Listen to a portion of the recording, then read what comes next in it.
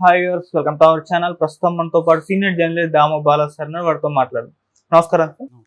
ఢిల్లీలోని ఒక IAS coaching centre లో వరద కారణంగా ముగ్గురు స్టూడెంట్స్ చనిపోయారు సార్. ఇప్పుడు ఇది దేశవ్యాప్తంగా కూడా చర్చనీయాంశమైంది. అందులో ఒక తెలంగాణ అమ్మాయి కూడా ఉంది. అసలు ఏం జరిగింది, మీరేం చెప్తారు సార్ నుంచి? ఢిల్లీలో ఇది నిజానికి దేశాన్ని కుదిపేస్తున్న సంఘటన. ఢిల్లీలో పాత రాజేంద్ర నగర్లో రావుస్ అకాడమీ ఉంటుంది, ఐఏఎస్ అకాడమీ. ఆర్ఏయు రావుస్ అనేది దేశంలోనే వెరీ పాపులర్. ఎవరు ఐఏఎస్ పాస్ అవ్వాలనుకున్నా ఫస్ట్ వాళ్ళ ప్రిఫరెన్స్ రావుస్లో కోచింగ్ తీసుకోవాలని. ఢిల్లీ అనేది బాగా పాపులర్ అనమాట. సో అందుకని కొంత డబ్బుండి ఢిల్లీలో ఖర్చు పెట్టుకోగలుగుదాం అనుకునే వాళ్ళంతా ఢిల్లీకి వెళ్ళిపోతుంటారు. అలాగా అది 4th ఫ్లోర్ బిల్డింగ్. దాంట్లో శనివారం మార్నింగ్ 7 గంటలకు బేస్మెంట్లో పిల్లలు చదువుకుంటున్నారు.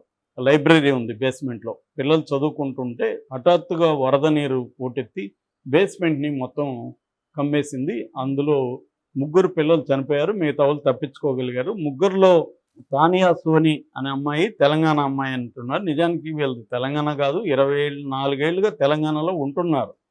వాళ్ళది ఒరిజినల్గా బీహారు, ఔరంగాబాద్ సంబంధించిన ఇది. వాళ్ళ ఫాదర్ విజయ్ కుమార్ 24 ఏళ్ళుగా మంచిర్యాలలో సింగరేణి దాంట్లో ఒక ఆఫీసర్గా పనిచేస్తున్నారు జనరల్లో. సో అట్లాగే ఉత్తరప్రదేశ్ నుంచి ఒకరు, నైనిటాల్ నుంచి డాల్విన్ నుంచి ఒకరు, ఇలాగా మొత్తం 3 పిల్లలు చనిపోయారు. 3 కూడా 25, 26 ఈ ఏజ్ గ్రూప్ వాళ్ళు. 3 కూడా ఐఏఎస్లు కాదగిన వాళ్ళే అని చెప్తున్నారు.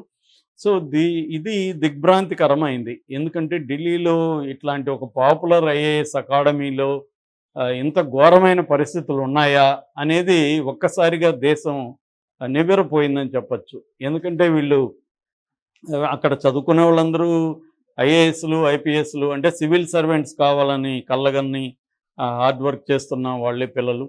సో అంటే బ్రైట్ మైండ్స్ అని చెప్పచ్చు. అలాంటి వాళ్ళు చనిపోవడం అనేది ఖచ్చితంగా వీళ్ళ ముగ్గురిని రేపొద్దున సివిల్ సర్వెంట్స్ అయిండేవాళ్ళు. వీళ్ళ ముగ్గురిని దేశం కోల్పోయినట్టే. దీనికి కారణాలు ఏంటనేది ఇప్పుడు రాహుల్ గాంధీ దగ్గర నుంచి అందరూ కూడా విజిట్ చేశారు. దీనికి ప్రధానంగా ప్రభుత్వం వైఫల్యం అని చెప్తున్నారు. ఎందుకంటే ఆ మధ్యనే కోర్టు ఒక ఆర్డర్ ఇచ్చింది.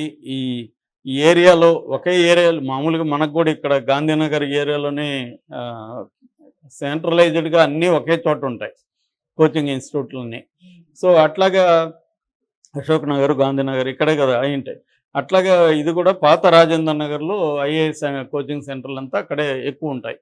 సో ఈ ఐఏఎస్ కోచింగ్ సెంటర్లలో ఫైర్ సేఫ్టీ మెజర్స్ సరిగా ఉన్నాయా లేదా చూసి ఇవ్వమని ఢిల్లీ మెట్రోపాలిటన్ అథారిటీకి ఆదేశించింది కోర్టు. దాంతో వీళ్ళు వెళ్ళి చూశారు. దీన్ని కూడా చూసి ఫైర్ సేఫ్టీకి సంబంధించి ఈ బేస్మెంట్ 8 అడుగులు లోపల ఉంది. 8 అడుగుల లోపల ఉన్న బేస్మెంట్లో ఎప్పటికైనా డేంజర్ కదా. మామూలుగా వరదలు వస్తే మనకు కూడా ఇక్కడ బేస్మెంట్ తక్కువ ఉంటుంది. ఇప్పుడు మా అపార్ట్మెంట్లో కూడా వాటర్ వచ్చేస్తాయి. కొద్దిగా రోడ్డుకి కొద్దిగా ఒక 2 feet మాది తక్కువ ఉంటుంది. గట్టిగా పడినప్పుడు 2-3 గంటలు నిలిచిపోతాయి అక్కడ. అది ఇంకా లోతుగా ఉంటాయి బేస్మెంట్లు. ఇంకా ఎంత ఫీట్ ఉంటే అంత ఫీట్ వచ్చి వెహికల్స్ అన్నీ మునిగిపోయిన ఇవి మనం చాలా చూస్తుంటాం విజువల్స్లో. అలాగా ఇక్కడ 8 feet బేస్మెంట్ ఉండి 8 feetలో బేస్మెంట్ ఉన్నప్పుడు అక్కడ నువ్వు పార్కింగ్కో స్టోర్ రూమ్స్కో పెట్టుకోవాలి. అక్కడ లైబ్రరీ పెట్టడం అంటే ఏంటి? పిల్లలు అక్కడ 24 hours ఎక్కువ గడిపేది ఎక్కడ గడుపుతారు? క్లాసులు లేకపోతే లైబ్రరీ. సో లైబ్రరీలో ఉన్నప్పుడు వాళ్ళకేం తెలుస్తుంది పిల్లలకి ఇది సడన్గా వస్తుందని? సో వాళ్ళు ఇలా చదువుకుంటున్నారు. సో ఇది క్లియర్గా రావుస్ అకాడమీ తప్పు.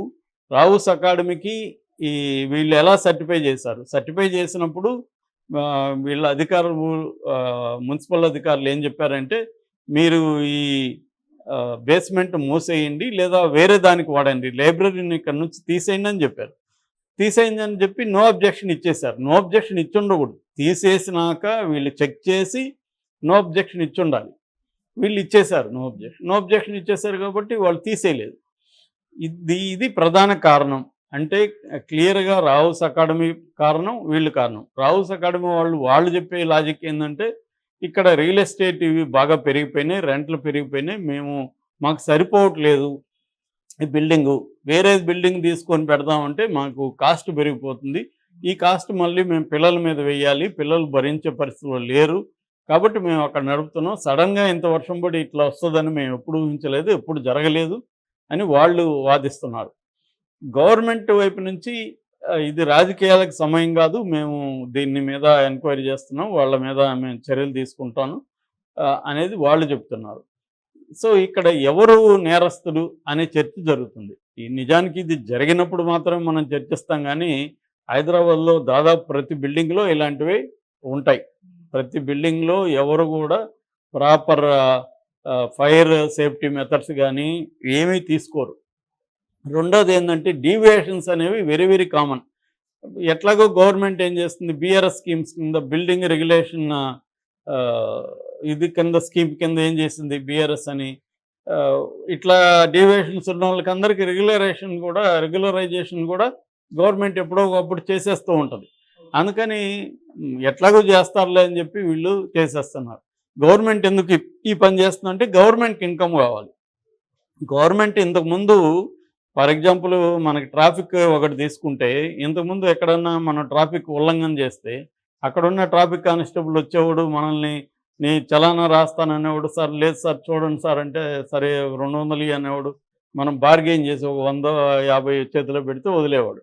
ఇప్పుడు గవర్నమెంట్ ఏం చేసింది, ఇదెందుకు వాళ్ళకి పోవాలి, మనకే వస్తే మనకు ఆదాయం వస్తుంది కదా అని చెప్పి రేట్లు పెంచేసి స్పీడ్ పోతున్నాడనో, రెడ్ లైట్ క్రాస్ చేశాడనో, ఇంకో ఎక్కడో పార్క్ చేశాడనో మనల్ని బాదుతున్నారు.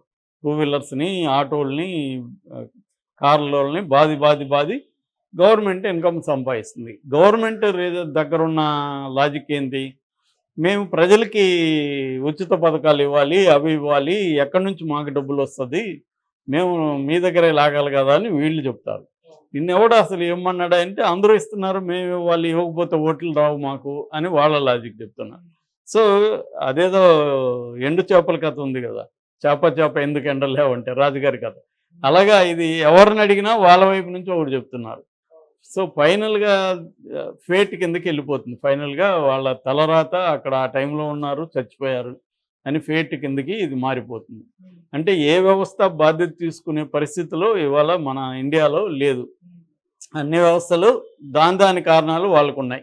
ఇప్పుడు బిల్డర్ చెప్తాడు, మేము ఇంత కష్టపడి చేస్తే వీడు 3 కట్టమంటారు, 3 అంతస్తులు కడితే మాకు వర్కౌట్ అవుతారు, మాకు ల్యాండ్ కాస్ట్ ఇక్కడ ఎక్కువ ఉంది, కన్స్ట్రక్షన్ కాస్ట్ పెరిగిపోయింది, మీరు 3 అంతస్తులు లేపద్దని లేపి పైన చేయొద్దంటే మాకు వర్కౌట్ కాదు అని వాళ్ళు చెప్తారు.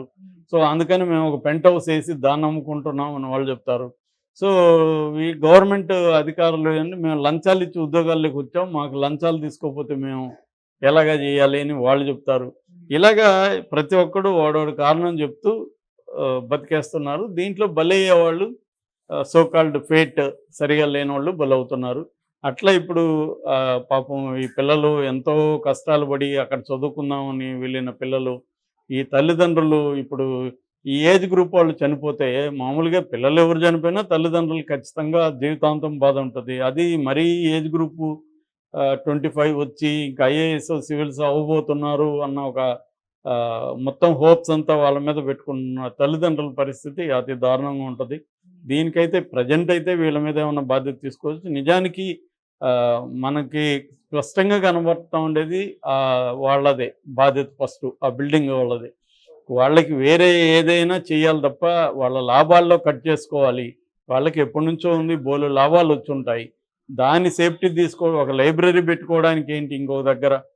సో బేస్మెంట్లో పోయి 8 అడుగులు ఉన్న బేస్మెంట్లో పెట్టుకుంటే ఎప్పుడైనా వరదలు వస్తాయనే ఇది కామన్ సెన్స్ ఉండాలి కదా. వరదలు ఏమన్నా 50 ఏళ్లలో రాకపోతే 51 సంవత్సరంలో రాదనే ఉన్న గ్యారంటీ ఉందా? కాబట్టి గవర్నమెంట్ కొన్ని రూల్స్ పాస్ చేసినప్పుడు దానికి అబైడ్ అయి ఉండాలి. సో కానీ సంస్థలు ఏం చేస్తున్నాయి, వాళ్ళు అది తీకపోయినా కూడా సర్టిఫికేట్ ఇచ్చేశారు.